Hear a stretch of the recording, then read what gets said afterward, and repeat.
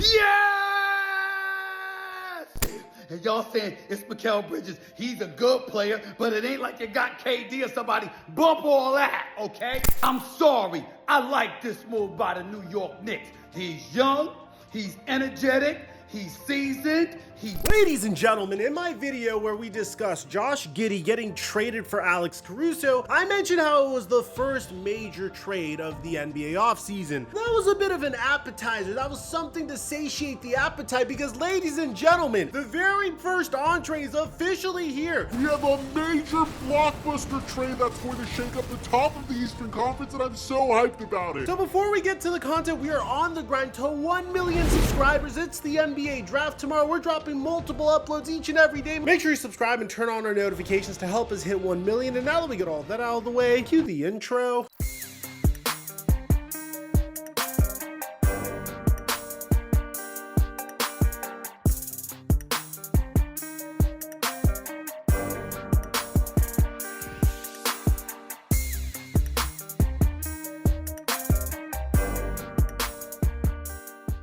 Mic check 1 2 1 2. What's going on, everybody? You guys remember during the NBA trade deadline, there were some rumors that the Brooklyn Nets were interested in trading Mikal Bridges. But alas, they decided to back away from it. You remember when Shams said this? And just taking us back 2 months ago, the Rockets called the Nets on Mikal Bridges, and I'm told they discussed the concept around Jalen Green and multiple first-round picks. That deal was not accepted by the Brooklyn Nets. That didn't progress anywhere.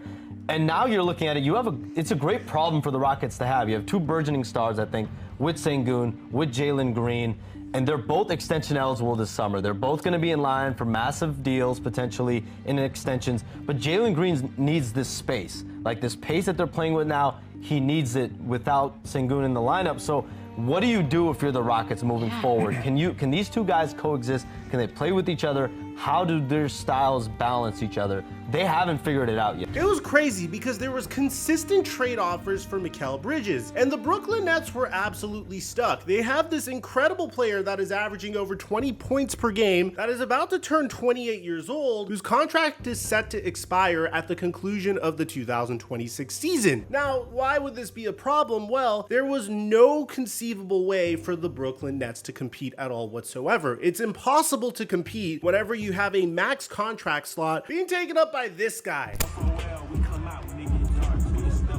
The trade for Ben Simmons has set back the Brooklyn Nets so much that they're essentially stuck. You see, they don't have any of their first-round picks for the foreseeable future as a result of going all in on the James Harden trade. And they're not capable of competing for a NBA championship because one of their max contract slots is taken up by a guy that refuses to improve at the game of basketball and conveniently gets injured each and every season. And even when he's not injured, Ben Simmons looks like a shell of his former self. The Ben Simmons contract is so terrible that it literally has the Brooklyn Nets trying to reconsider their future. They tried everything. They fired Jacques Vaughn because Mikal Bridges hated the offense. They tried to place a little bit more of an emphasis on Cam Thomas. But on top of that, they just made boneheaded decision after boneheaded decision. They turned down 2 first-round picks for Dorian Finney-Smith. And Brooklyn Nets fans everywhere were wondering what the future of this franchise was going to look like. If you can't compete for a championship now, and you can't even tank because you don't have your own draft picks, how do you get yourself out of this mess? So what was the Brooklyn Nets solution to this problem? Well, according to Adrian Wojnarowski, the Brooklyn Nets have agreed to a trade with the New York Knicks. This trade would send forward Mikal Bridges to the New York Knicks for Bojan Bogdanovic, 4 unprotected first-round picks, a protected first-round pick via the Milwaukee Bucks, an unprotected pick swap, and a second rounder. So you might be wondering what the details of these picks are, and we have that for you here. Woj would tweet out that the Knicks are sending 4 unprotected picks in 2025, 2027, 2029, and 2031, a 2025 protected Milwaukee first, a 2028 unprotected pick swap, and a 2025 second round pick for Mikal Bridges, and a 2026 second round pick, sources tell ESPN. And by the way, the plot thickens. There's an additional trade that the Brooklyn Nets make here, which is indicative of what their plans are, and their trade partner is apparently trying to trade for Kevin Durant after this. So I know this sounds sounds absurd. Let's talk about the first trade really quickly. Whenever you give up this amount of capital, it's pretty much indicating to the entire NBA that you believe that this trade will put you where you need to be in order to compete for a championship. And for the New York Knicks, given how their season went, that's not that bold of a claim. They were able to make this trade without giving up Julius Randle, but in this case, the New York Knicks clearly view Mikal Bridges as the missing piece to get them to the NBA Finals. The gap between the Boston Celtics and the rest of the Eastern Conference is significant, unfortunately. And in order to make up that ground for the team that Tom Thibodeau was once an assistant coach for, their New York Knicks need to be aggressive. And I feel like this is the right time for them to go all in. Mikal Bridges is a remarkable player. They built up his value just right. This past year, he averaged nearly 20 points per game and shot 37% from three. He has an offensive box plus minus of a 0.7 and a defensive box plus minus of a negative 1.0, but I personally think that's because he was on a really bad team. Because when he was on Phoenix, that number was significantly more positive. Whenever you're trading for a star player that can move the needle for you, then obviously I'm going to give you a good grade for that. But in this particular case, get a really good player on an undervalued contract. This is like Jalen Brunson 2.0 for the New York Knicks, which also gives them flexibility to bring back OG Anunoby if they make a couple of the right moves. For that particular reason, I give the New York Knicks an A-. The reason why it's not an A+